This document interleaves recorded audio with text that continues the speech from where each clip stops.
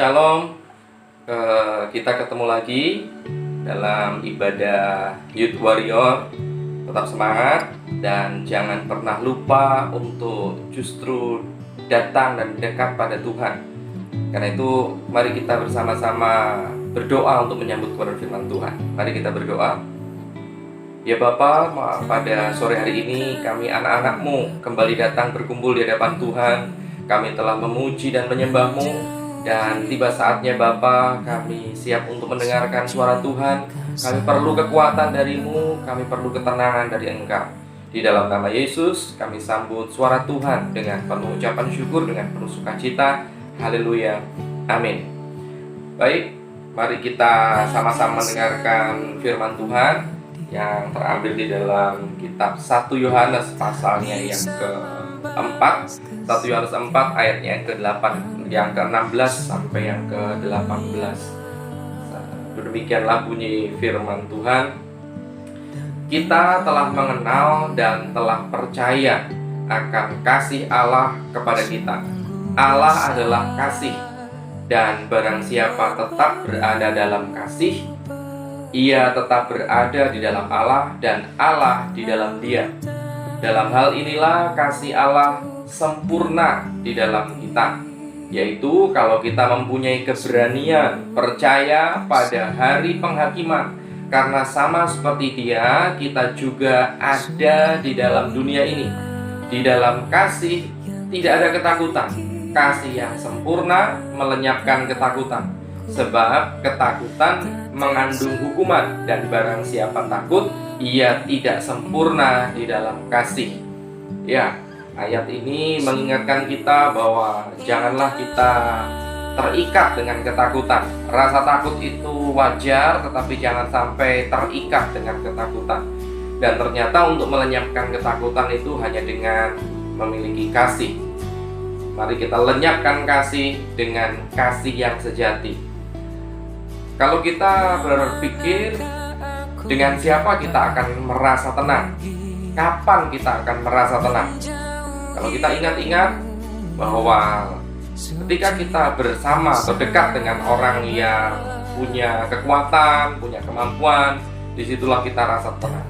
Pernahkah kalian bepergian dengan teman yang mungkin punya keuangan yang lebih, sehingga kita mungkin merasa tenang? Aku tidak mungkin lapar, pasti nanti ditraktir. Atau aku tidak akan berjalan kaki, pasti aku dapat tumpangan. Kita selalu rasa tenang ketika dekat dengan orang yang punya kemampuan lebih. Nah, seharusnya kita pun juga punya ketenangan yang demikian, karena kita percaya kita sedang berjalan bersama Yesus yang penuh kasih. Takut itu melenyapkan kekuatan, tapi ketika kita memiliki kasih, itu melenyapkan ketakutan. Jadi Yesus benar-benar mengasihi kita. Kita harus tahu itu agar ketakutan kita hilang. Ada banyak orang yang saat ini dalam ketakutan. Bahkan mungkin hampir semua orang hari-hari dengar berita yang mengerikan tentang virus, dan jumlah orang yang terkena virus, orang yang meninggal karena corona semakin banyak. Itu menambahkan rasa takut. Tetapi bagaimana dengan kita? Takut sekali lagi wajar, tapi jangan sampai kita hidup dalam ketakutan, karena kita punya Tuhan yang sangat mengasihi kita. Kita punya Tuhan yang sangat mengasihi kita. Selama kita tinggal di dalam Dia, seharusnya kita tidak khawatir. Sama seperti zaman Adam dan Hawa. Selama mereka ada di Taman Eden, mereka terpelihara sempurna. Mereka tidak perlu khawatir dengan kehidupan karena terjamin. Tetapi ketika mereka hidupnya di luar Taman Eden, disitulah mereka mulai mengalami kegentaran. Jangan sampai di luar Tuhan, hiduplah tetap di dalam Tuhan, supaya kita tidak hidup di dalam, terikat di dalam ketakutan. Takut itu tidak akan pernah mengubah apapun menjadi lebih baik, justru melenyapkan segala yang baik, melenyapkan semua potensi, semua kemampuan kita. Pernahkah kalian menghadapi sesuatu dengan ketakutan, grogi, persiapan sudah matang, sudah belajar, tetapi karena grogi hilang semua yang sudah kita ingat, seakan-akan hilang semua yang sudah kita persiapkan. Itulah bukti bahwa ketakutan itu melenyapkan semua yang baik. Jangan sampai hidup dalam ketakutan sehingga kita tetap bisa merasakan kebaikan Tuhan. Bagaimana kita bisa melenyapkan ketakutan? Mari, yang pertama kita harus hidup di dalam kebenaran. Hidup di dalam kebenaran. Di dalam Yohanes 8 ayat 31 dan 32. Yohanes 8 ayat 31 dan 32. Demikianlah bunyi firman Tuhan, maka katanya kepada orang-orang Yahudi yang percaya kepadanya, jikalau kamu tetap dalam firman-Ku, kamu benar-benar adalah murid-Ku, dan kamu akan mengetahui kebenaran, dan kebenaran itu akan memerdekakan kamu. Kebenaran itu akan memerdekakan. Jadi kalau kita hidup dalam kebenaran, kita akan dimerdekakan. Orang yang dimerdekakan tidak lagi takut, tidak lagi khawatir.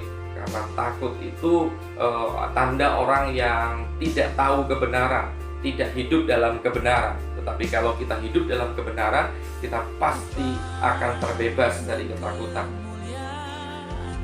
Setelah, sama halnya kalau kalian pergi keluar rumah, tapi antara ingat dan tidak, apakah sudah mengunci pintu atau belum, kita akan kehilangan rasa tenang sepanjang perjalanan kita. Kita akan kehilangan sukacita, kita akan kehilangan damai sejahtera, seakan-akan kemerdekaan kita hilang. Kita menjadi terjajah karena kita belum tahu kebenarannya.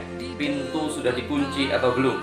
Tetapi ketika kita dihubungi lewat telepon bahwa ternyata pintu rumah sudah benar-benar terkunci, maka seakan-akan merdekalah kita.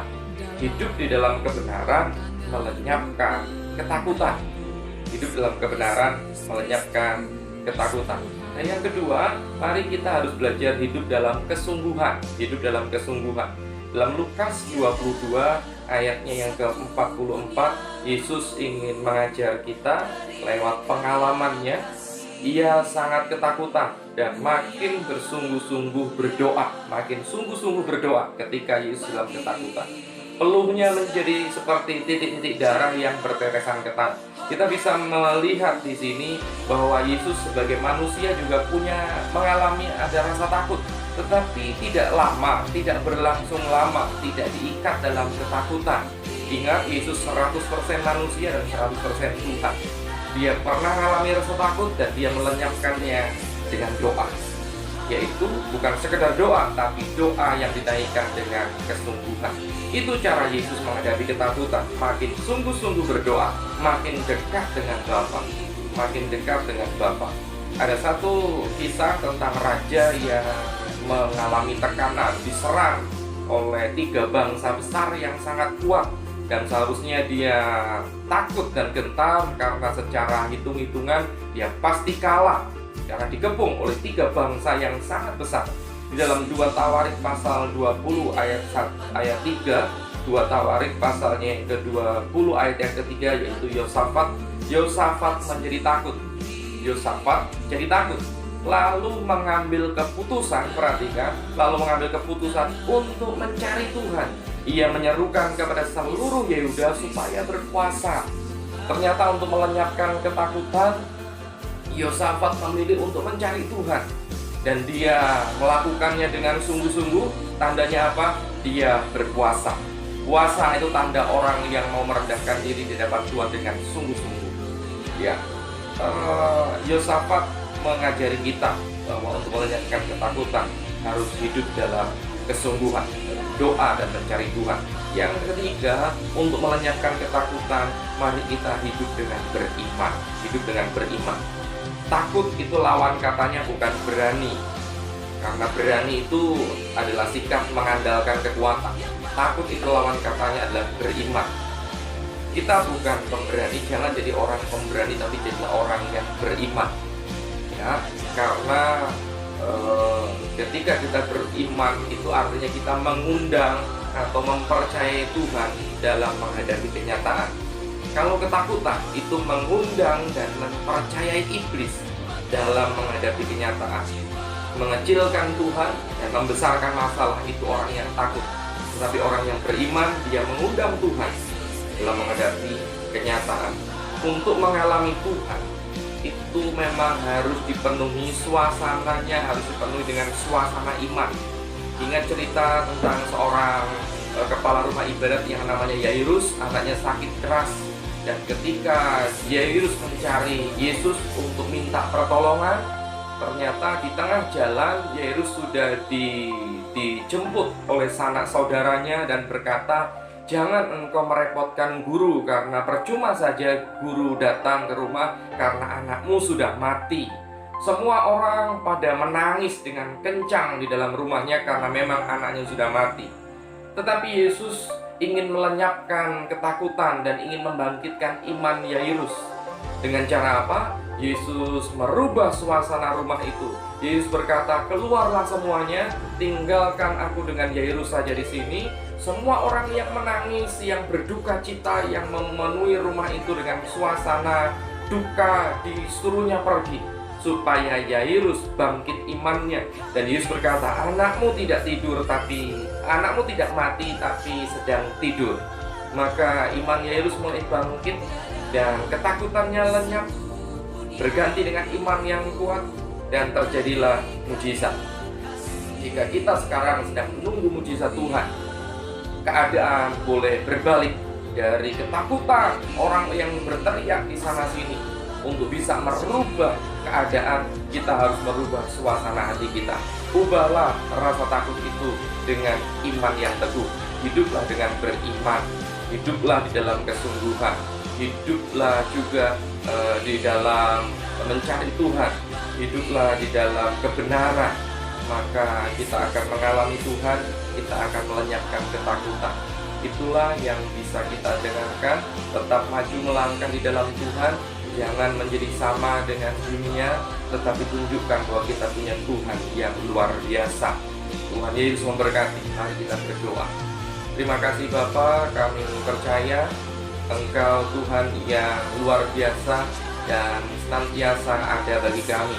Tidak ada alasan bagi kami untuk hidup di dalam ketakutan meskipun keadaan mencekam, karena kami percaya kami punya Tuhan yang dahsyat dan luar biasa. Yesus adalah kasih, kasih adalah Yesus. Sehingga Tuhan, ketika kami hidup di dalam Engkau, kami hidup di dalam kasih, kasih-Mu melenyapkan ketakutan. Engkaulah yang melenyapkan ketakutan. Di dalam nama Yesus, Engkau mengurapi setiap umat anak-anak muda-Mu ini menjadi anak-anak muda yang hidup berbeda dari dunia, mengalami mujizat, hari-harinya penuh dengan keajaiban. Haleluya.